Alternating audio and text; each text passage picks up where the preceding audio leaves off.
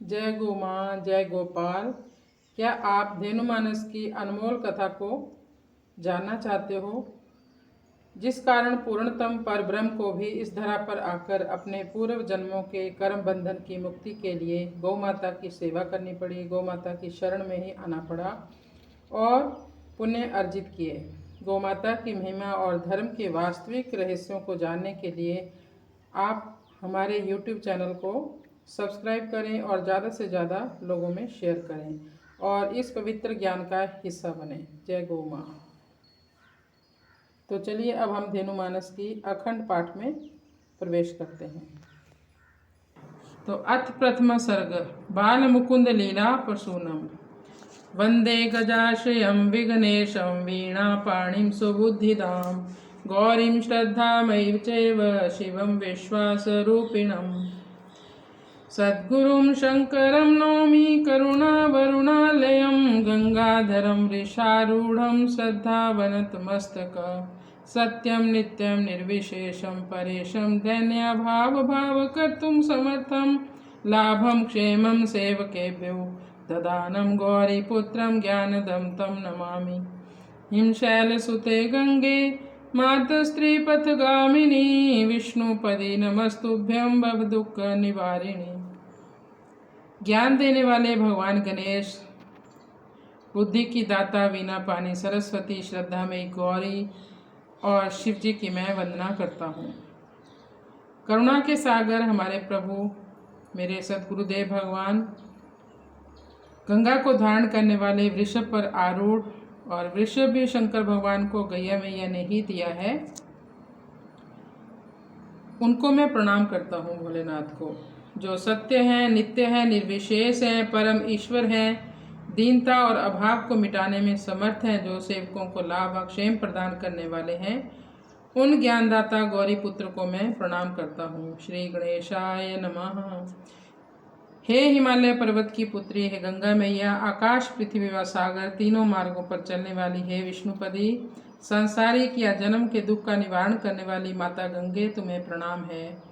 गाय जानने योग्य, सेवा करने योग्य, पूज्य, यज्ञ की आधारभूत, देवता और पितरों की पूजा में प्रशस्त, देवताओं को शक्ति प्रदान करने वाली तथा मनुष्यों को सेवा से संतुष्ट होकर भक्ति और मुक्ति प्रदान करने वाली, विनय देव विनती करूं सुमति सुअवसर दीन, गौरी नंदन गणपति सुफल मनोरथ कीन। मोरे गुरु पितु शंभु हैं, भुवनेश्वरी निज मात, चरण कमल की वंदना कर राखो ममतात। गति मति की खान जो बहे गंग की धार, हो प्रसन्न है सुरसरी की जो भव से पार। सीता राम आराध्य हैं, राधा कृष्ण आधार, पर्वत राज प्रेरक बने नागराज पर भार।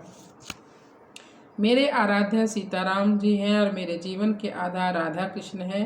प्रेरणा स्तोत्र हिमालय है और संपूर्ण भार नागराज पर है।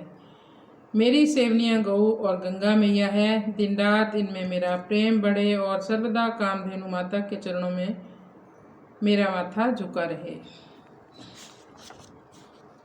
शक्ति रूपनी शक्ति ते अवगुण मिटे अपार, सुरभि सुरसरी हिमगिरी धरती को आधार।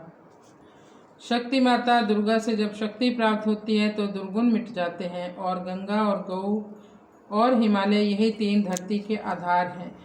इन्हीं पर पूरी प्रकृति टिकी हुई है। एक बार शिव सहित भवानी, हिमगिरि शिखर सुआसन जानी, मुख प्रसन्न तन भूति रमाए, वाम अंग हर शिवा बिठाए। भगवान शंकर भवानी जी के साथ हिमालय के शिखर पर विराजमान है। मुख पर प्रसन्नता है और सारे शरीर पर भस्म लगी हुई है। बाईं ओर शिव जी ने पार्वती को स्थान दे रखा है।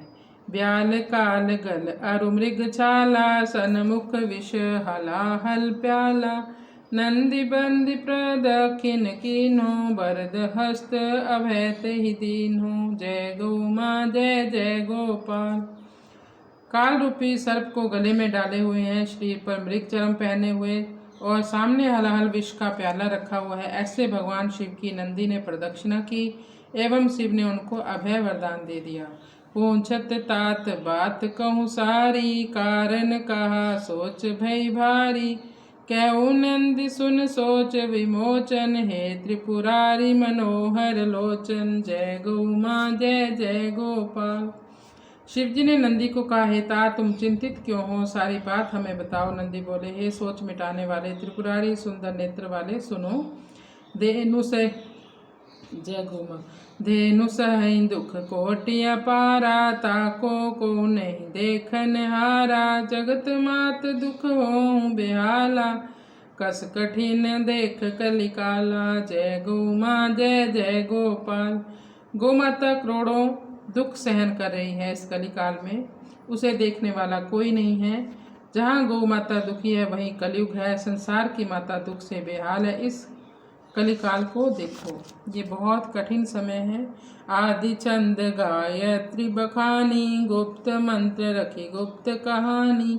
महिमा रहित दीन पशु जाना, तुरत दिए ऋषि खोरी खजाना। जय गौ माँ जय जय गोपाल।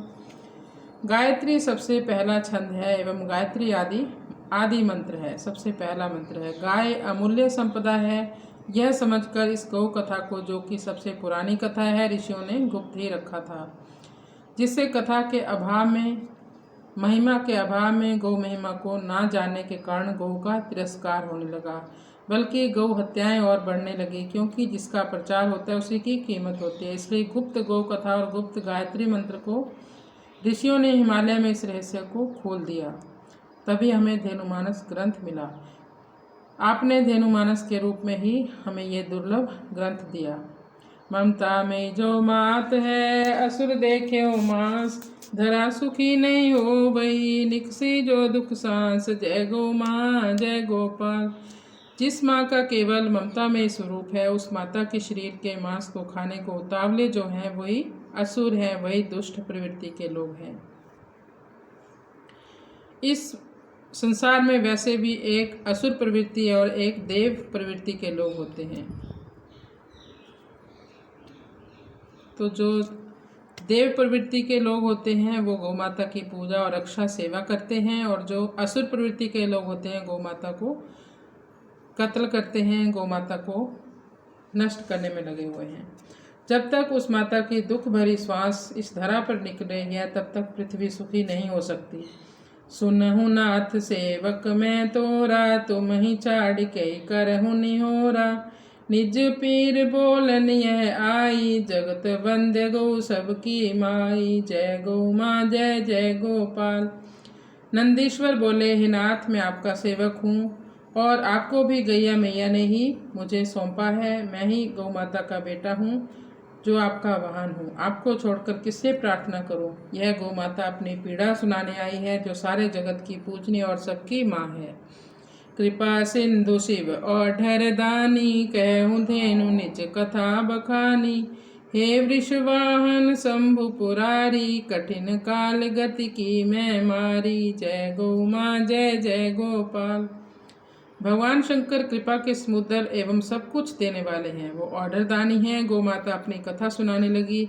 हे वृषवाहन शंभु त्रिपुरारी, मैं कलयुग की मारी हूँ। कलयुग में मेरी बिल्कुल भी सेवा नहीं हो रही, कोई मेरी तरफ ध्यान नहीं दे रहा।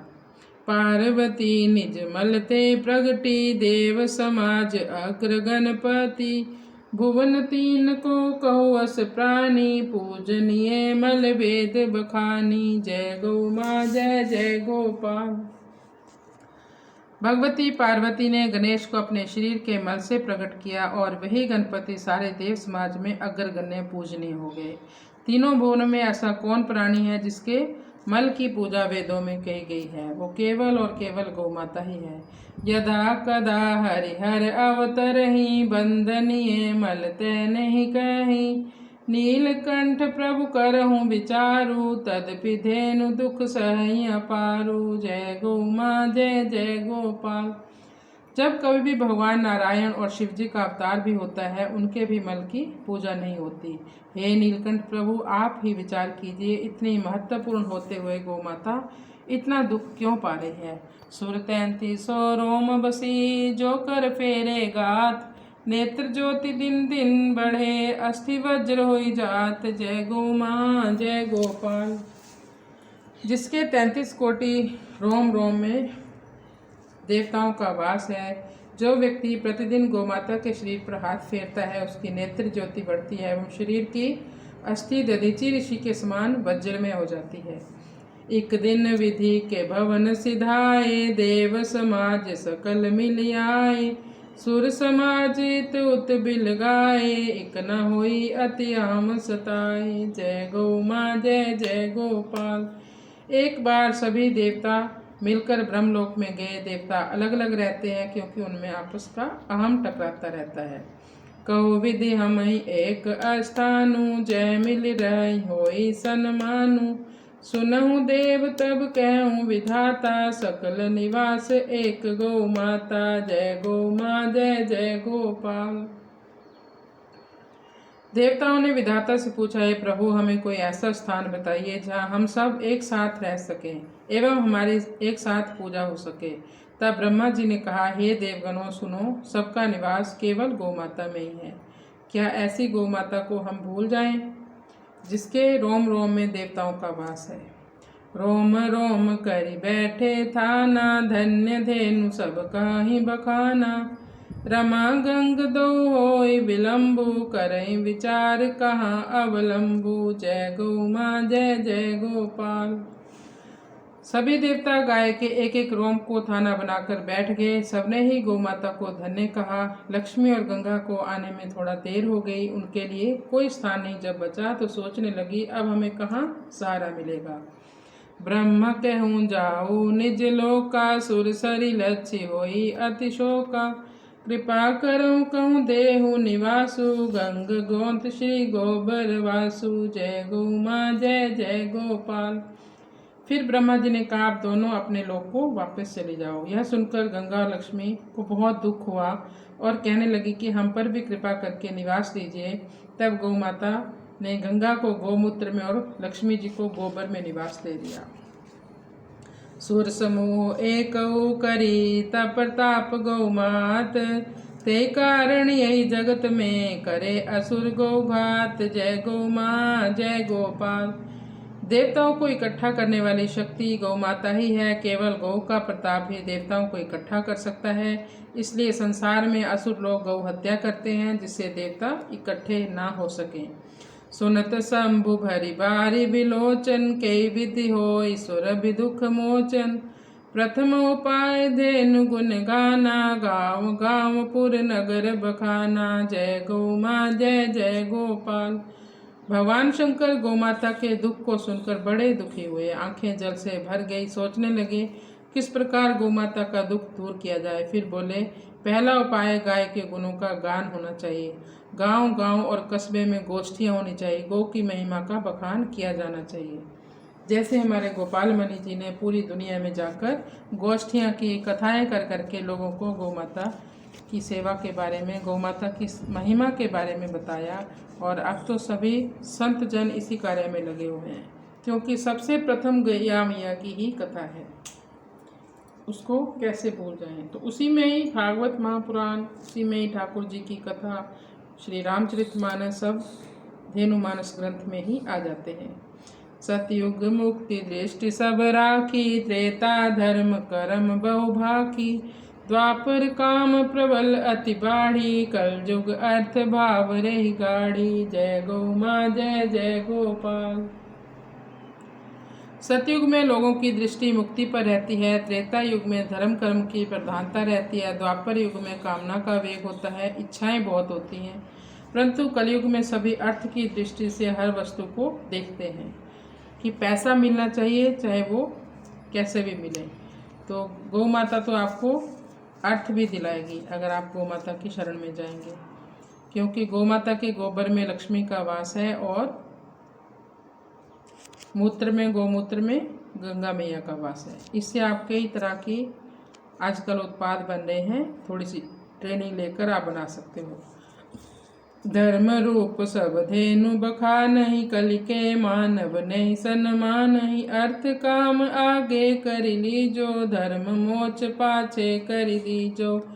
जय गौ माँ जय जय गोपाल। सब लोग जानते हैं कि धर्म का मूल स्वरूप गौ माता ही है केवल, लेकिन कलयुग के लोग उसका सम्मान नहीं कर रहे। इनको तो अर्थ और काम को आगे करना है, धर्म मोक्ष पीछे इन्होंने कर दिए हैं। इसके बारे में वो लोग नहीं सोच रहे। मौत किसी को भी याद नहीं है, सिर्फ इस जीवन